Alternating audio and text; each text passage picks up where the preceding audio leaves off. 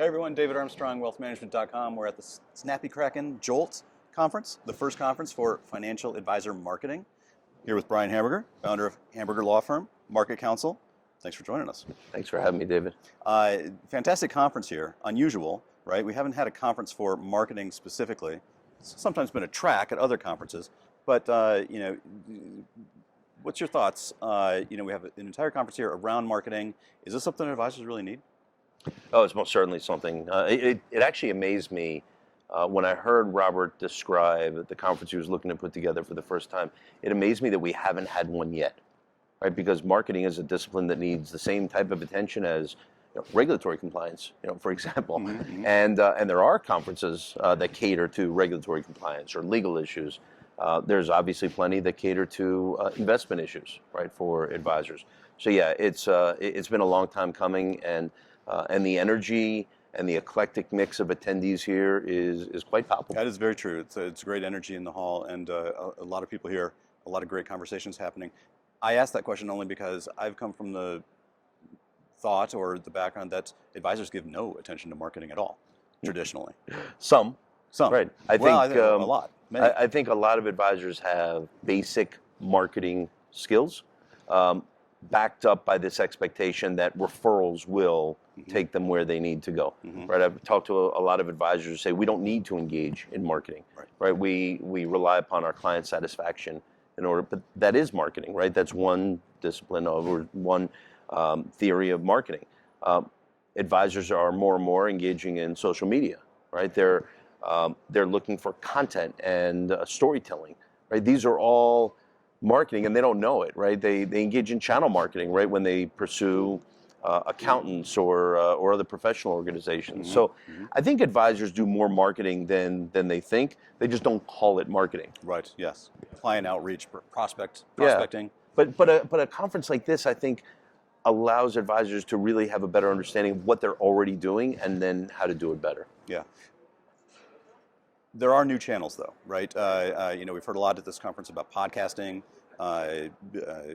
email automation, voice marketing devices. And one of the things that I've always heard from the advisors at this conference has been, I can't do that. I can't do a podcast. I can't do a blog. I can't put myself out there on social media because of my compliance department. Compliance demands won't allow it. Yeah. Probably overblown. I think people have made that argument, but maybe you shouldn't be so flippant about how compliance is to be just disregarded in this entire thing. Well, I think we need to start to get real about the word compliance. For many years, large firms most typically have weaponized the term compliance, and they've used it to cover regulatory compliance, legal issues, and risk mitigation. Right. Most of what many advisors think of as compliance is really risk mitigation. And so if we can start to sharpen our tools and talk about compliance for what it actually is, I don't think it's as intimidating as some think. The SEC, for the very first time in many, many years, has modernized the marketing rule that applies to advisors.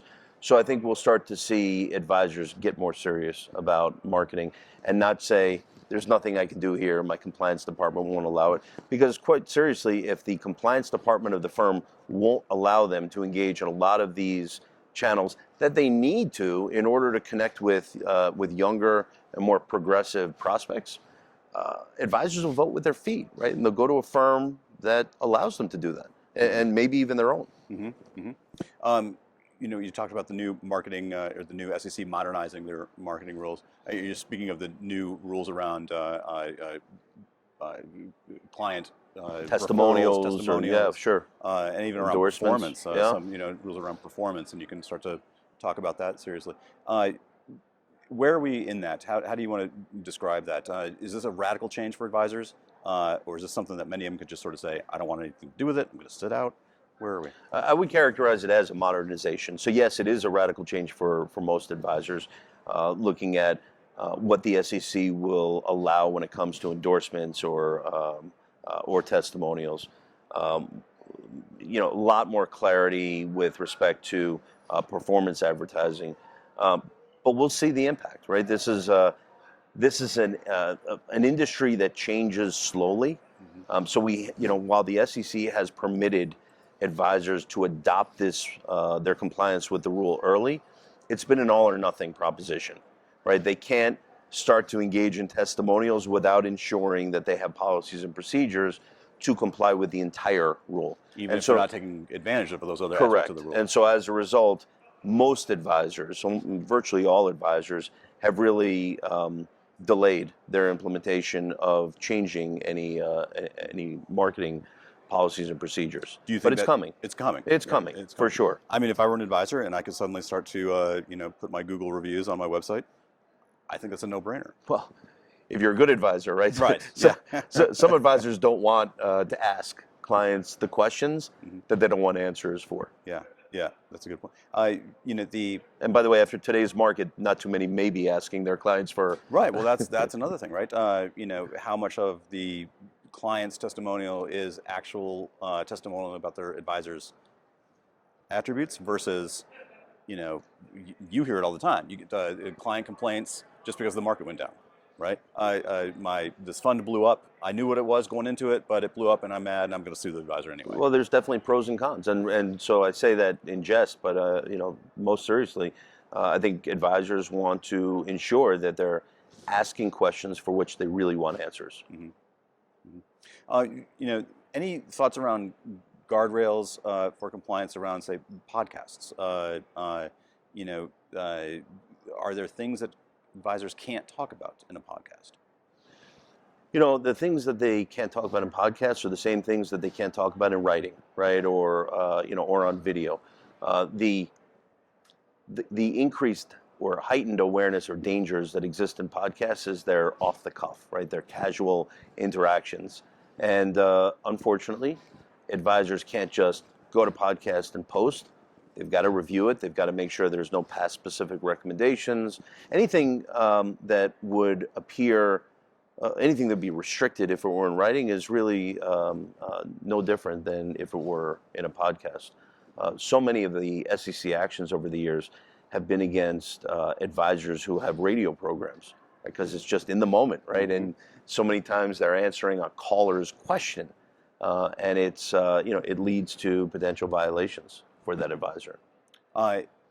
We have heard some warnings about advisors who use programs that come from vendors of theirs, asset managers maybe, who then offer alongside what they sell the advisor a program to help them do something.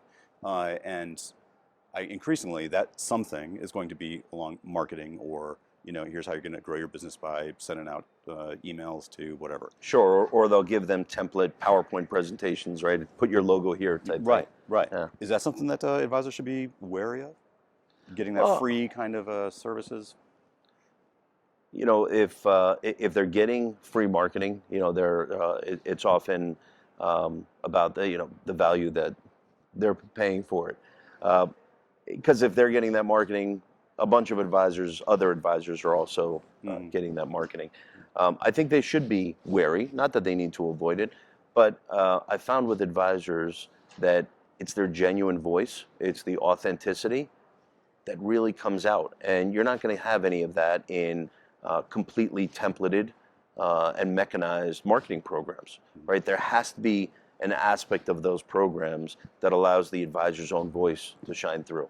Yeah, and we've heard a lot about that too, right? Authenticity, the advisor's own voice, really using these tools to really engage with the client in a more emotional way than typically have. Any final thoughts? Anything that you've learned here? That a marketing conference can work. Yeah, that's right. Walking the halls and speaking to so many advisors and marketing professionals that are just genuinely excited about all of these new methods that people are using to engage in marketing. And really, what is that, right? It's connecting, with industries, connecting with people, with prospects.